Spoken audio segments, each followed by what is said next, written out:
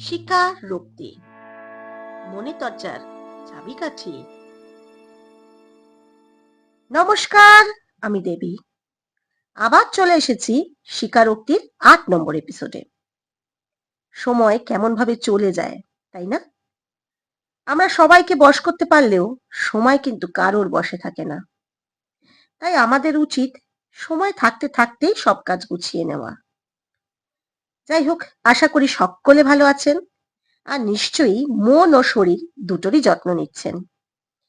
আজকে যিনি ঘটনা পাঠিয়েছেন তিনি বর্তমানে ত্রিপুরার বাসিন্দা। উনি যেভাবে নিজের মনের কথা বলেছেন ঠিক তেমন ভাবেই পড়ছি। প্রিয় দেবীদি, তোমারও স্বীকারোক্তির শুভ কামনা আশা করি। আমি স্বীকারোক্তির কথা আমার এক দিদির কাছ থেকে জানতে পেরেছি। তখন থেকেই তোমাকে আমার জীবনের এই ঘটনাটা বলবো বলে ঠিক করেছি। সত্যি কথা বলতে কিছু কিছু ঘটনা নিজের ভেতর চেপে রাখা দায়। আমি আমার স্বামীর কর্মসূত্রে ত্রিপুরায় থাকি। যখনকার ঘটনা জানাবো তা আমার বিয়ের অনেক আগের। আমরা আসলে বর্ধমানের বাসিন্দা। আমার উপরে ৩ দাদা ও ১ দিদি আছে। আমি যখন ক্লাস 9 এ পড়ি, আমার মেজদাদা একটা সুন্দরী মেয়েকে বিয়ে করে নিয়ে আসে। ওরা পালিয়ে গিয়ে বিয়ে করেছিল। মেয়েটি আমার থেকে ৩-৪ বছরের বড় ছিল। মা-বাবার অমতে মেজ বৌদি আমার দাদার সাথে পালিয়ে বিয়ে করে। প্রথম দিন থেকেই বৌদিকে দেখে আমার খুব হিংসা হয়। এত সুন্দরী আমি এর আগে দেখিনি। কিন্তু মেজদা ছাড়া ওকে ভালো চোখে বাড়ির লোক তেমন কেউ দেখেনি। বড় ঘরের মেয়ে, তাই কাজকর্মও তেমন জানতো না।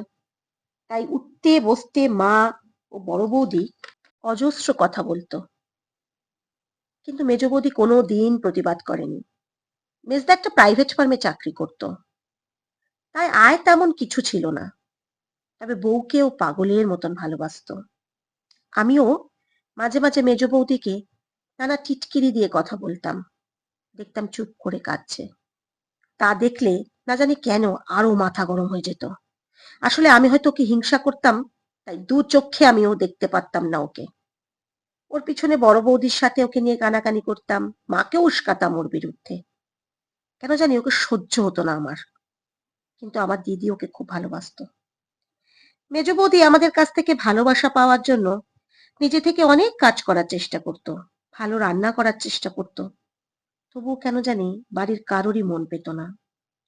উল্টে আরো বেশি করে আমরা আঘাত করে সুখ পেতাম। এর মধ্যেই ৬ মাস কেটে যায়। তারা অনেক কষ্টে কিছু টাকা জমিয়ে দুজনে মিলে হানিমুনে যাওয়ার জন্য টিকিট কেটে আনে। মেজ বৌদি আনন্দ করে সেই টিকিট আমাদের দেখাতে আসে। আমার তো গা পিত্তি জ্বলে যায়। ও ঘুরতে গিয়ে আনন্দ করবে। মা ওকে ২-৪ কথা শোনায়। সেই সময় মেজদা এগিয়ে এসে প্রতিবাদ করে। মেজ বৌদি মানা করতে গেলেও মেজদা শোনে না। বাড়ির সবার সাথে মেজদার ভীষণ অশান্তি হয়। মেজদা জানিয়ে দেয় সে ঘুরে এসে বৌদিকে নিয়ে অন্যত্র চলে যাবে। বৌদি কাঁদতে কাঁদতে ঘুরতে যাওয়া জিনিসপত্র গুছায়। তারপর প্রায় ৫ দিন বাদে ওরা ফেরে। মা ওকে দেখেই বিরক্ত হন। কেউই ওর সাথে কথা বলে না। মেজদা ছুটি নিয়ে জিনিসপত্র গুছাতে শুরু করে। তারপর ২ দিন বাদে নতুন ঘর ভাড়া করে চলে যায়। আমরা একবারও কেউ ওদের আটকায়নি। এমনকি মাও ওদের চলে যাওয়া নিয়ে একটা কথাও বলেননি। ওদের সাথে সব সম্পর্কই ছিন্ন হয়ে যায়। এরপর প্রায় ৫ বছর কেটে যায়। বড়দা বাড়ি করে অন্য জায়গায় চলে যায়। ছোটদা দুবাইতে চাকরি নিয়ে চলে যায়। বাবাও মারা যায়। আমি আর মা বাড়িতে একা হয়ে পড়ি। বাবার পেনশন আর আমার টিউশনির টাকায় কোনো মতে চলতে থাকে। এরই মধ্যে ঘটে এক ভয়াবহ অঘটন। মা গ্যাসের আগুনে 70% পুড়ে যায়। বড়দা বড়দি ছোটদাকে খবর দিই, কিন্তু সেভাবে কেউ এগিয়ে আসে না। আমার তখন মাথার ঠিক নেই। কি করব না বুঝে আমি মেজদার পুরনো মোবাইল নাম্বারে কল করি। মেজদা ফোন ধরে। সব শুনে হাসপাতালে ছুটে আসে। বৌদি ও মেজদা অনবরত দৌড়াদৌড়ি করে মাকে বাড়ি নিয়ে আসে। মা তখন মেজদার হাত ধরে ওকে বাড়ি ফিরে আসতে বলে। ততদিনে মেজদাদের একটা মিষ্টি মেয়ে হয়েছে। মেজদার বৌদি ফিরে আসে বাড়িতে। আমার বিয়ের ব্যবস্থাও করে। মাকে সুস্থ করে। আজও মেজ বৌদির কাছে আমি ক্ষমা প্রার্থী। আমরা যে অন্যায় মেজ বৌদির উপর করেছিলাম তার ফল ঈশ্বর আমাদের দিয়েছিলেন। যদি মেজ বৌদি ঘটনাটি শোনে তবে এই ঘটনার মাধ্যমে আমি ক্ষমা চেয়ে নিচ্ছি। একজন মেয়ে হয়ে আমি কি করে আরেকজন মেয়েকে এভাবে অত্যাচার করেছিলাম ও অত্যাচারের সাক্ষী ছিলাম তা আজও ভাবলে নিজের উপর ঘেন্না হয়। এই ঘটনাটা কাউকে কখনো বলিনি, তাই আজ তোমায় জানালাম। তোমার ও স্বীকারোক্তি দীর্ঘায়ু কামনা করি। প্রথমেই বলছিলাম না, সময় সময় মানুষকে অনেক কিছু শেখায়, অনেক কিছু দেখায়। আবার যে সময় চলে যায় তার কোনো দিন ফেরত আসে না। তাই আমরা যখনই কোনো কাজ করি তখনই ভেবে করা উচিত। গুরুজনেরা বলেছেন না, ভাবিয়া করিও কাজ, করিয়া ভাবিও না। যাই হোক, আপনি যে আপনার ভুল বুঝতে পেরেছেন এর থেকে বড় প্রায়শ্চিত্ত আর কি হতে পারে। তবে সবাইকে বলি, যখন কোনো মেয়ে তার পরিবার ভুলে একটা নতুন পরিবারে আসে তখন তাকে সহানুভূতির সাথে গ্রহণ করাই কিন্তু মনুষ্যত্বের লক্ষণ। যাক, ঘটনাটা কেমন লাগলো আমাকে কমেন্ট করে জানান। ভালো লাগলে লাইক ও শেয়ার করুন।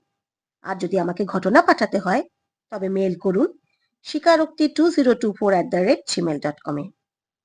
আর অবশ্যই ঘটনা শোনার সাথে সাথে আমাদের চ্যানেলটিকে সাবস্ক্রাইব করুন ও বেল আইকনটি প্রেস করে দিন। আপনারা কিন্তু ঘটনা শুনছেন তবু কেউ সাবস্ক্রাইব করছেন না, তাহলে কিন্তু আমি ঘটনা শোনানোর উৎসাহ পাবো না। জীবন তো একটাই, তাই এই জীবনটাকে ভালোবাসুন। ভালোবাসুন এই প্রকৃতিকে, ভালোবাসুন আপনাদের আশেপাশের প্রতিটি মানুষ ও জীবকে। কারণ কেউ জানে না আজ থাকলেও কাল সময় নাও দিতে পারে। খুব খুব ভালো থাকুন। নিজের মনের ও শরীরের খেয়াল রাখুন। আর কি, আজ তবে এই পর্যন্তই। আবার ফিরবো প্রতি সোম ও শুক্রবার ঠিক রাত ৯টায়। ততক্ষণের জন্য আলবিদা।